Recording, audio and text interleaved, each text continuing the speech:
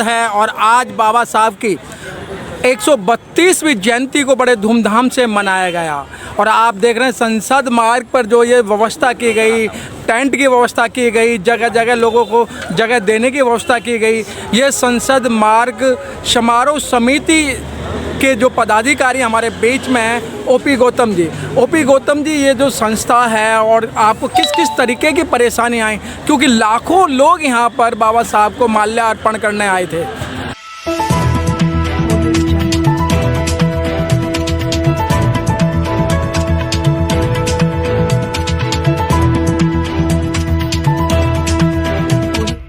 इस news channel पर जो भी वक्ता ने कहा वो उसकी अपनी राय है, जिसकी पुष्टि नेशन न्यूज इंडिया नहीं करता। धन्यवाद। साहब के जन्मदिन पर पहले तो आप सभी को हार्दिक शुभकामनाएं, पूरे देशवासियों को हार्दिक शुभकामनाएं। रही बात परेशानी की, हमें कोई परेशानी नहीं हुई। हम कहते हैं ऐसी परेशानी हम रोज झेलते रहेंगे, लेकिन बाबा साहब के प्रोग्राम को बनाते रहेंगे, क्योंकि बाबा साहब का प्रोग्राम जितनी बार हम बनाएंगे उतने ही लोग हमें अम्बेडकर बात कर रहे हैं। लेकिन गौतम जी, देखा गया है कि अब ये जो बहुजनों का जो मेला था, बहुजनों का मेला न हो के ये भोजन का मेला हो गया है। क्यों आए दिन जो लोगों के सामने समस्याएं हैं वो इसी तरीके की समस्याएं हैं। एक दिन बाबा साहब को याद करते हैं 14 अप्रैल या 6 दिसंबर। देखिए, हमारा मकसद है 14 अप्रैल को जो कार्यक्रम को जन्मदिन को मनाने के लिए जो लोग आते हैं वो मैसेज जाता है, घर घर तक मैसेज जाता है। और रही आपने अभी एक शब्द कहा कि भोजन, बहुजन नहीं भोजन, ऐसा नहीं है भोजन। ये जो समाज है ये घर से सुबह निकलता है बाबा साहब की पुष्पांजलि देने के लिए। घर से कोई खाना इतनी जल्दी नहीं लाता।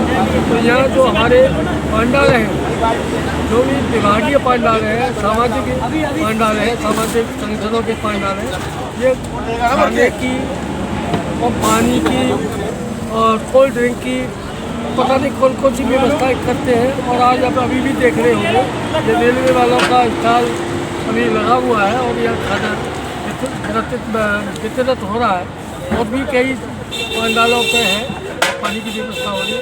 हम तो कहते हैं कि ये प्रोग्राम ऐसे ही बढ़ता रहे और आगे भी ये जो हम 4 बजे की बात करते हैं, हम तो कहते हैं इसको पूरे दिन के लिए हम भारत सरकार से, पार्लियामेंट से और समाज कल्याण मंत्रालय से अगली बार हम इसके अप्रोच करेंगे कि इस प्रोग्राम को 4-5 बजे तक पूरे दिन के लिए चलना चाहिए। और इस संसद मार्ग पर 13 तारीख को ये लाइटिंग होनी चाहिए। सरकार इसकी लाइटिंग करे, पता लगे कि हाँ किसी महापुरुष का प्रोग्राम क्या हो। ओपी गौतम जी, देखा गया है कि विचारों पे ताला और गले में माला वाली बात करी जा रही है। सरकार इसी तरीके से नए छेड़ती है। आप कह रहे हो कि हाँ लाइटिंग होनी चाहिए, वो होनी चाहिए। मुझे तो लगता है कि अगली बार बाबा साहब के दर्शन करने को भी ना मिले, क्योंकि नया संसद भवन तैयार हो गया, वहाँ बाबा साहब की ना मूर्ति है ना बाबा साहब का किस तरीके की। देखिए, बाबा साहब का प्रोग्राम ख़त्म नहीं होता है। ये जो कहने वाली बात है, बाबा साहब का प्रोग्राम यहीं होगा, हमेशा होता रहेगा। वो कहाँ क्या कर रहे हैं वो एक अलग बात है। जो आपने अभी कहा कि मुंह पर ताला और जबान पर ताला, इससे कोई वो नहीं है।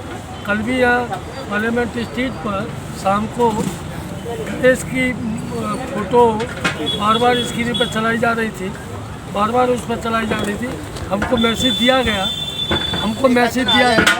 कि भाई वहाँ बाबा साहब का प्रोग्राम होने जा रहा है, स्क्रीन पर गणेश जी की मूर्ति चल रही है। हम लोग गए, काफ़ी लोग गए और वहाँ जाके उसको रोकने के बाद हमने उसको रुकवाया और उनसे कहा कि भाई तुमको किसी ने चलाया है। इस पर मैंने कि अगर तुमने स्क्रीन पर फोटो चलाने हैं ज्योतिबा फुले के चलाओ, बाबा साहब के चलाओ, तथागत गौतम बुद्ध के चलाओ, साहू जी महाराज के चलाओ, कबीरदास जी के चलाओ, रविदास जी के चलाओ, लेकिन तुम ये जो गणेश के चला रहे हो, न ये आदमी है न ये जानवर है, और तुम जाके क्या मैसेज देना चाह रहे हो बाबा साहब की जगह।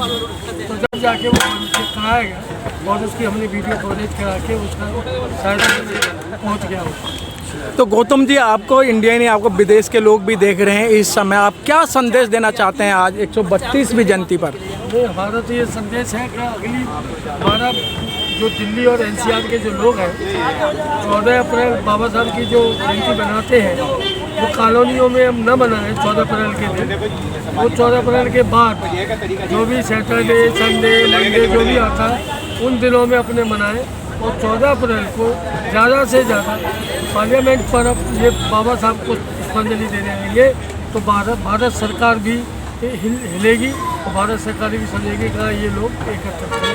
इसी को हम कहते हैं हमने। सर, दिल्ली सरकार ने भी त्याग स्टेडियम में जो प्रोग्राम रखा है और यहाँ पर 4-5 बसें लगाई गई थी कि भाई ये बसों में बैठकर यहाँ आइएगा, जबकि उन लोगों को चाहिए था कि जो पार्लियामेंट पे आना चाहिए और वो टुकड़ों में विभाजित करने का काम कर रहे हैं। देखिए, दिल्ली सरकार की जब बात कर रहे हो, दिल्ली सरकार भी आरएसएस की बी विंग है। दिल्ली सरकार जो केजरीवाल की बात कर रहे हो वो आरएसएस की बी विंग है और ये भाजपा जो वो है ए विंग है। अब उसको दोनों एक ही है, ये दोनों ही एक है। अब उनको पता है कि यहाँ से इस तरीके से लोगों को डिवाइडेड किया जाता है। उन्होंने 4 बस भेज दी, 5 बस भेज दी, 10 बस भेज दी, क्या फर्क पड़ा? यहाँ से लोग तो कम हो जाएंगे ना, और यही वो चाहते।